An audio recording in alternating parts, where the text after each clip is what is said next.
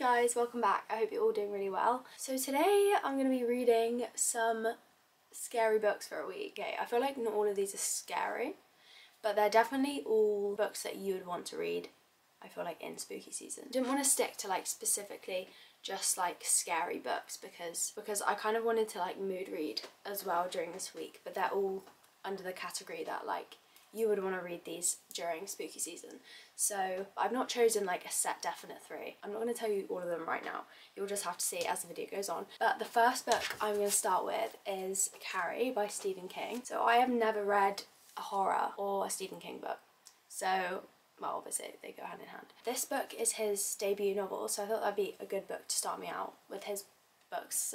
And it's fairly short. I think it's like 250 pages. It'll ease me into his kind of like writing and the horror genre. Don't know what this is about, except that it's about a girl called Carrie and she's got telekinetic abilities, so she can like move stuff, kind of Stranger Things vibe. I'm just really intrigued to know what like this genre will be like. How do horror books end? How do they like play out? Is there like kind of a structure to them, do you know what I mean? So it's quite early, but I'm gonna read for a little bit now because I've got a full day of work, so I don't know how much I'll get done this morning, but I'll come back in the evening and try and read a bit more as well. I'm really excited. If you've read any of Stephen King's books and you kind of like know about like what his best ones are, then do let me know, because I feel like I'm gonna like him. I mean, I don't know, we'll see. Obviously he's kind of like a legend in the writing world, so I feel like it's gotta be good.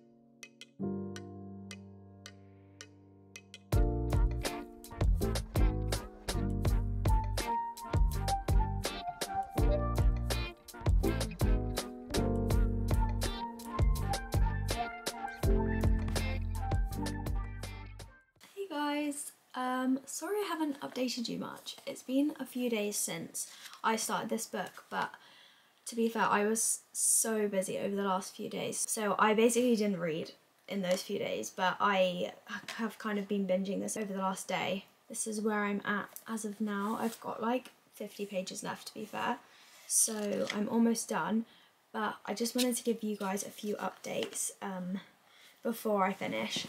Because I feel like there's a lot to talk about with this book. This book is about a girl called Carrie, and she's been bullied her whole life because she, one, is just like easily picked on because she's like the typical like kind of outcast teen who's not very attractive, just like an easy target for people, but also because of her like kind of weird family.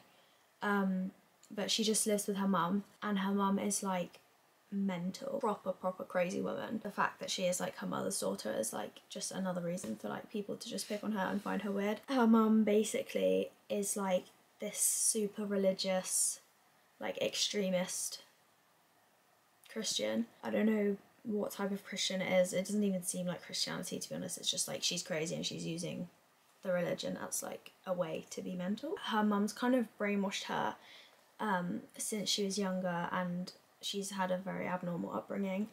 Her mum's abused her, basically, like probably like completely fully abused her. So for example, her mum will like tell her that, or she always told her when she was growing up, that if she never sinned, she would never like get her period or get boobs, and she would just stay like a pure little child forever. And her mum actually calls boobs dirty pillows. And so the start of the book, it starts out with Carrie getting her first period in school, and everyone's like making fun of her because she doesn't know what it is really. Her mum's never told her, so she thinks she's like bleeding to death. That's how it starts, and you get the gist of like how she's treated in school and stuff. Anyway, it's just following her along. The whole book is kind of like leading up to this event that happens at prom night, and it's also like flashing forward to like after like years and years after, when like people are reflecting on it in a kind of like interviewee type style, if that makes sense. So it's kind of going back and forth a little bit. She's got these powers and they're getting stronger as she gets older. So yeah, you kind of know that this like tragic event happens at prom night. It's got that supernatural element to it, but it is very much realistic. I did have an interesting comparison to this book. Like as I was reading it, I was getting a lot of the same kind of like feelings that I got when I read Lord of the Flies back in school. There's just so many themes of like savagery and like evilness, but like not in the sense of some like kind of supernatural thing, more like kind of the evil we have within ourselves and like how savage like people, but kids, can really be. Like obviously both books are about a group of kids and it's like how we've all got this like evil side to us. Kids can often like show the like kind of rawest form of that, if that makes sense. And also obviously how in groups like kids can be influenced and pushed to do like some pretty crazy stuff. So obviously there are some people who are just like bad people and there are like good people, but like a lot of people, depending on their environments, can be twisted to like just turn into something. And but yeah, it's just a really sad story. Like I feel really depressed as I'm reading it, but I am loving reading it. Like his writing is obviously so good. It is very different from, I feel like, the typical things that like most of us read these days. Actually, I feel like another comparison in terms of the writing style of this is, I would say, Agatha Christie. And I don't mean that as in like they're like the same, but I mean I literally have barely read like many old books, to be honest, but and it probably is like the time when they were written. People obviously just spoke or wrote a bit differently back then. I don't know how to explain this. I feel like in like more contemporary books these days we get a lot of description in terms of characters and like scenes and everything. Like we're very much set up. We get told like what someone looks like kind of like a lot of the time we're given like a background so that we know like what type of person they are, an understanding of what we're reading with this book. And I felt the same with Agatha Christie's writing. You're kind of just like thrown into it. Like you're just in a scene and you just have to work it out yourself, and it's kind of, you don't get much description, so it can be a little bit confusing when you first start reading it because you're kind of like, what's going on? But as you read it, you kind of just like get it. Like it just starts, like the story just starts making sense. But I feel like it does take a while for the story to line up in your head with what's going on. And also with the characters, it's really interesting because they don't describe them, as I said, like that heavily, but they put like, he puts them in these scenes, like these simple short little scenes, and just by like the interaction or like the little things they say, or like the way he describes like kind of their reaction to things, you just really get a sense of like what type of person they are. And it's quite interesting because it feels like not a lot is said, but you just feel like you know them. You get a real sense of character from those little interactions. That's really cool. I like that type of writing. So my camera just died, which is good because I kind of did need to shut up. I feel like if you read a lot of classics and older books, I feel like the comparisons I've just made are probably going to be like funny to you.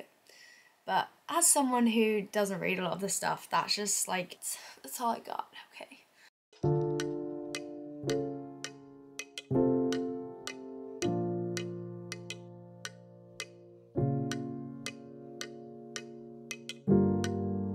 Okay guys, I just finished it.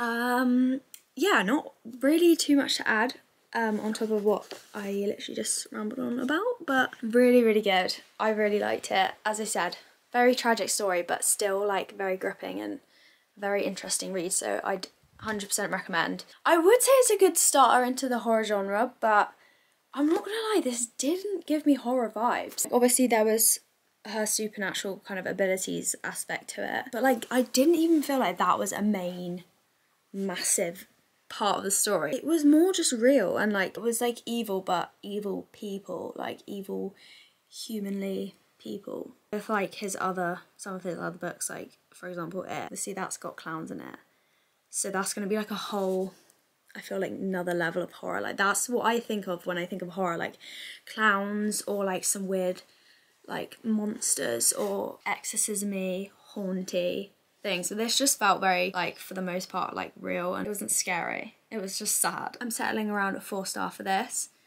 very good. I can see why Stephen King is so like famous. I feel like I'm appreciating it a lot because I know it's a classic, obviously, so I was like a lot more in tune with like seeing it from that perspective. Right, let's pick out our next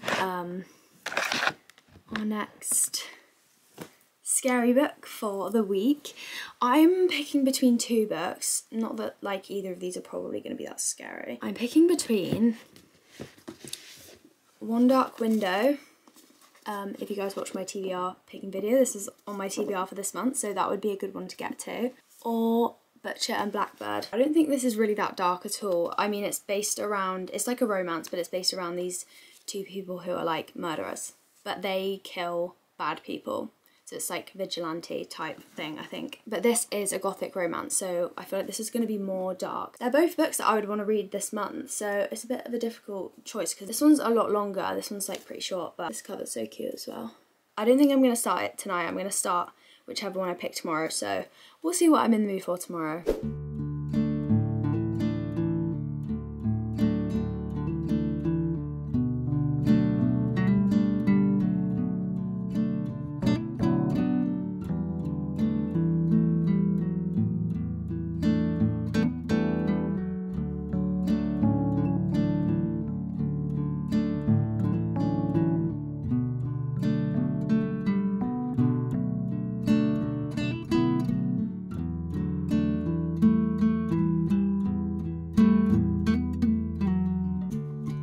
Hey guys, so I'm in Manchester now. As you saw yesterday, I started One Dark Window on the coach up here. So it was like a 3-hour coach, 3.5-hour coach.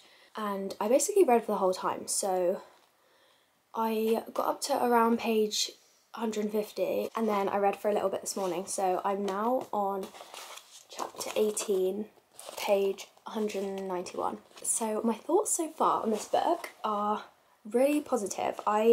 I'm really enjoying it. It feels definitely very like spooky and very good for just the time of year we're in. So it's about this girl called Elspeth. She has caught the fever, which is like what happens when you get this like infection and then you basically turn into a witch. When you have like magic, it also comes with a price to have that magic or to use that magic. You have to kind of like, I don't know, it's like a balance. So you get the magic, but you also have to like have this consequence with it. So she's got this like, she calls it the nightmare that like lives in her head. He's kind of just always there, but she doesn't really like use him that much. So he's always just been there the whole time she's had the fever, but she's never told anyone about it. She starts kind of using him more, or like using him for help. There are these like things in this world called Providence cards, and basically they're kind of like where all like magic stems from. And so people who aren't infected can use these cards and then they'll have magic as well. The whole kind of like plot of it is if you have all like 12 cards or something, and like some of them are really rare to find and they're just like scattered all around like the place. So if you get 12 of these cards, you can, I don't know, some magic will happen and it will like cure the whole like city of these infections and stuff like that, cure the whole place of like all this bad magic. So basically she joins this kind of group, and so they're all like trying to find these cards so they can kind of cure everyone who's infected. The only thing I have to say is, obviously this is a gothic fantasy, which I thought was going to be like a bit different from just the average fantasy, but it's not really feeling any different, to be honest. I feel like it just feels like a regular old fantasy. Like there's nothing that dark about it. I don't know what I thought a gothic fantasy would be, but it's not that dark. Like it's almost a bit like YA a little bit. So that's my thoughts so far, but I don't have too many plans today. I'm just kind of chilling out whilst my boyfriend goes to his lectures and stuff, so I probably will end up finishing this today. I mean, I've got like half left, so maybe I won't finish completely all of it, but I don't really have much else to do, so.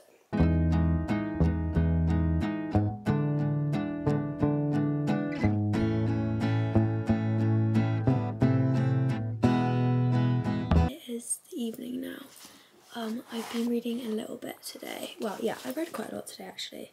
I went to Waterstones and read for a little bit there. I'm now on page 324. I've got like about 80 pages left, I think. I feel like my feelings have not really changed much throughout this book. Like, It's just like a good old cozy fantasy. I'm so bad like at describing books actually. Like, why do I even have a book channel? Because this is not okay with like the lack of vocabulary.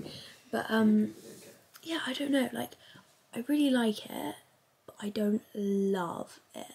I feel like it's lacking a little bit of like, I don't know. It's really good. Okay, just say, don't worry about what you're saying. If you think it's lacking a little bit of something, just say it is. Yeah, but I don't know what. Say, it's lacking a bit of like the romance, like this kind of romance. Yeah, but I don't, if I knew it was that, then I would say. But I actually don't okay, know. right. Okay, yeah, actually, this is what it's lacking. A little bit, I think. It's lacking, like, high stakes. In some ways, it is high stakes because it's like, her magic's kind of like, what do they call it? Is like, degenerating her? Is that the word? Debilitating. Yeah.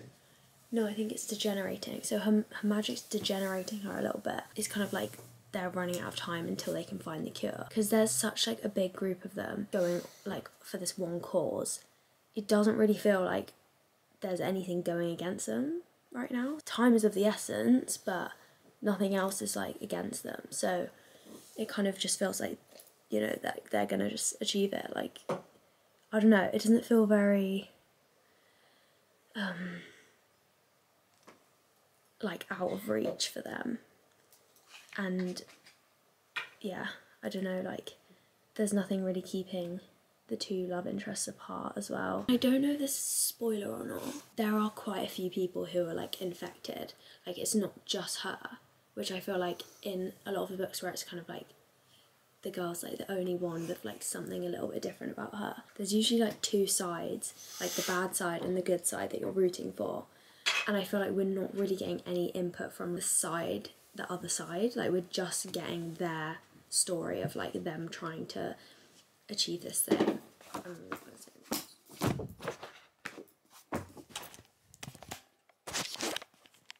my god. You know you are. So you need to leave it until tomorrow. I have now finished One Dark Window. I have been thinking a lot about my thoughts on this book because I feel like they're kind of all over the place, and I don't usually have that, especially with fantasy books. I feel like I'm either very much like completely obsessed, like so in it, or I'm just like, no, it's not for me. But this one was just such like a mixture of everything. And I feel like I want to start out with saying the positives. Because I feel like there were a lot of positives. Obviously, when you have like a few doubts about a book, you always tend to like talk about that more. So I really did love this book. I thought the concept of it all was really cool and quite unique. I felt like especially the like Provence cards, like tarot cards kind of vibe. I haven't really read a book that kind of delved into that type of thing. So I thought that was really well thought out and a really good kind of thing to centre the magic around. I don't know, I loved that about it. I also loved the concept of like the monster kind of being in her head, the nightmare like being in her head, and how we got like both of their perspectives and how he was kind of like not a villain but also not a good guy. Again, something that I haven't really read before, and I definitely feel like with this being her debut novel, it says on the back it's her debut. I thought it was just really well done as a debut novel because there was like, I don't know, there's so many aspects to it, and like it was just a really good idea for a first book. So, and moving on to a few little things that I wasn't obsessed with in this book was like, I was thinking about this for ages because I was like, what, as you kind of saw in the other clips, like I wasn't really sure exactly why this wasn't hitting like 100% for me. So I really actually had to like think really hard about this. But I feel like the world was not in depth enough, and not in terms of like, as I said, like the Providence cards and the magic-y side of it. I thought like that concept was really kind of thought out and well done, but I feel like the world in itself, it was a bit lost. All we kind of knew is just that like there was this magic in this world, but we didn't know much about the world, and I feel like we didn't get kind of many politics on how the world kind of functions. It just felt kind of like in this bubble whereas I feel like certain fantasies you get like so much kind of lore about the whole, like the whole, I don't know. I also felt like the characters lacked a little bit of depth as well for me, and I don't know why. I can't exactly put it into words why, because I did feel like we saw a lot of internal kind of turmoil and like just like internal thoughts that Elspeth, the main character, was having. We got it with her a little bit more, but especially with the boys in this book, I feel like we barely got that, and maybe that was just because we didn't get their point of views, but yeah, that was just another thing. I didn't feel very connected to the boys in this book, and I would have liked to have had a slight bit more of that like real like found family aspect, because in a lot of fantasies you see like really close bonds between like siblings and like family members, cousins, whatever. They were kind of just like annoying each other most of the time, and it was in a loving way, and there was some like funny banter to it, but like, yeah, I don't know, maybe she was just setting us up for the next book, but that's what it felt like. It felt like it was a setup for the next book, and I hope that in the next book we do get a little bit more action, a little bit more like highs and lows. It was such like a weird mix though, because there was so much depth to certain things, but then it also felt like there wasn't.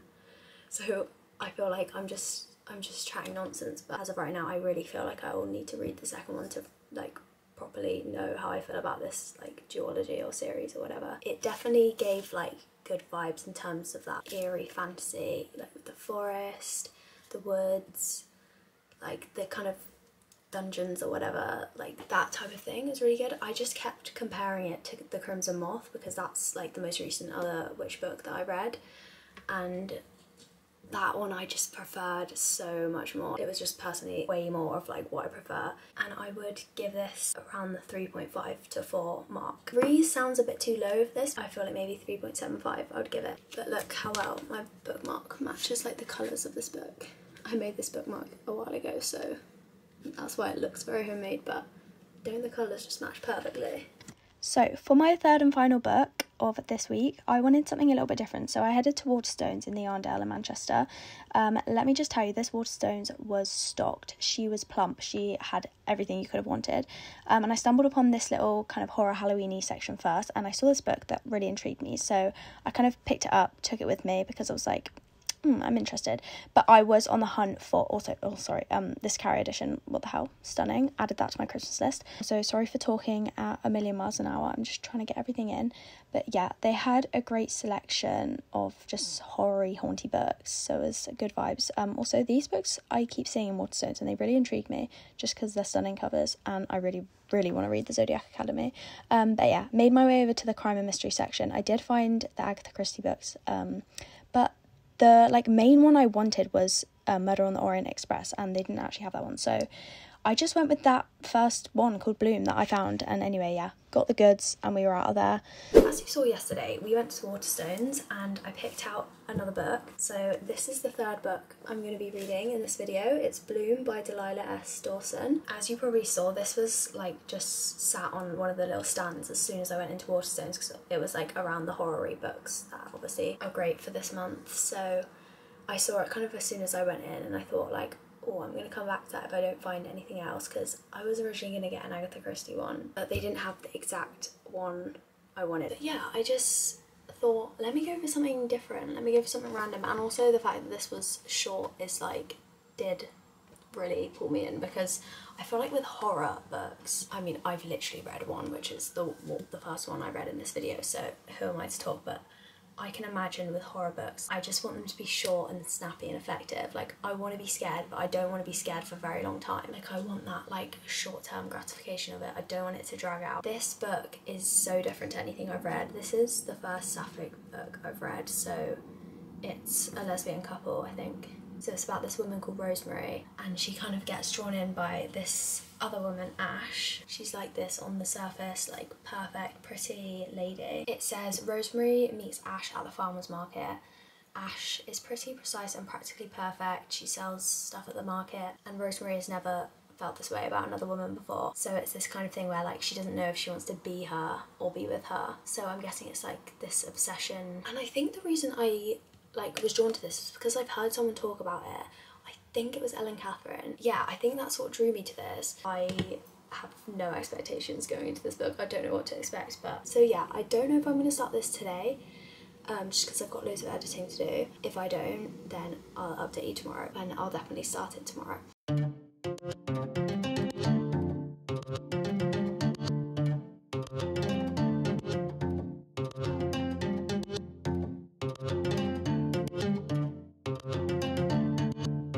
Hey guys, I'm back from Manchester now, as you can see. I have to do kind of a quick update because I'm about to go to work, but I just thought I'd let you know how I'm getting on with this. So obviously this is a very short book, it's only 200 pages. So I read like 50 pages when I was in the little coffee shop day before yesterday, and then yesterday when I got the coach back I read another 100 pages. So I'm now on like 150. I don't know where my bookmark's gone. And I'm kind of at like, it's had all its build up, things are about to start going down, obviously because there's only 50 pages left, but look, I have a few things to say which I can get into more detail when I do like the summary at the end. I feel like with short books like this, there's like, I never expect too much of anything really. I'm just in it for like a short good time, which this is giving me, to be honest. I just want to know how this ends, and obviously because it's so short, I'm just like, I know I'm about to get there, so it's enjoyable to just like read through knowing that like you're gonna get somewhere pretty quickly. As I said at the start, it's about this woman called Rosemary, and she like meets this woman at the farmer's market who's called Ash. She like instantly is kind of attracted to this woman. She's never like been into girls before, but she's just like, wow, that girl is like perfect. She kind of wants to be like her, wishes she could be like as effortless as her, but there's also like an attraction there. So anyway, they start like getting together, and there's just all these little things that Ash does that you're like, ooh, that's fucking weird. It's definitely giving me spooky vibes. It's definitely a bit scary. There is definitely dread to it. Like, I'm dreading the ending, but I'm also like, I'm just more like intrigued, I feel like, to see where this is gonna go. I know it's not gonna be good. It's not like scary as in gruesomeness or gore or anything like that. It's more scary as in like, there's just some really eerie feelings. Like some of the things said are just like, just give you that like, oh, like feeling. You're just like, oh, I don't like that. Ro, the main character, Rosemary, she's kind of like, she kind of gets those feelings as well, but she's kind of like, it's just overridden by like attraction, and like she doesn't really know what she's doing with a woman and like all this stuff. So she's kind of just like, oh no, like that was probably just this, like she lives a different life to me. As a reader, you're literally like, it's very obvious to me where this is going, and it's very obvious right from the start, like you know, Ash is the one with the weird things going on, and like she's not, I mean obviously because it's so short there's not really time to like hide any of that stuff, but it's not like a scary book where you're kind of thinking like, oh, who's the real weirdo here, you know? It's like, no, it's very upfront from the start. Like, you kind of know it's written in third person, so you have that kind of overlooking perspective where you're obviously seeing it more clearly than the main character. So I've got work today, the whole day, so I'm gonna try and finish this in my lunch break. If not, I'll just finish the rest when I get back home. Right, so I did in fact finish this at work the other day. Just haven't checked in for some reason, so let's wrap up the thoughts on this book. The ending of this, it was not like crazy unexpected, like it went where I thought it was going, but I was intrigued to see like how it was going to be done. Pretty mental. It was pretty crazy, to be fair, and like I thought it was a good ending. Like, it didn't disappoint me. I don't want to give away how it ends, but like it's kind of a little bit of, not a subjective ending, like it goes one way, but it's kind of like you don't really fully know. Actually, you kind of do.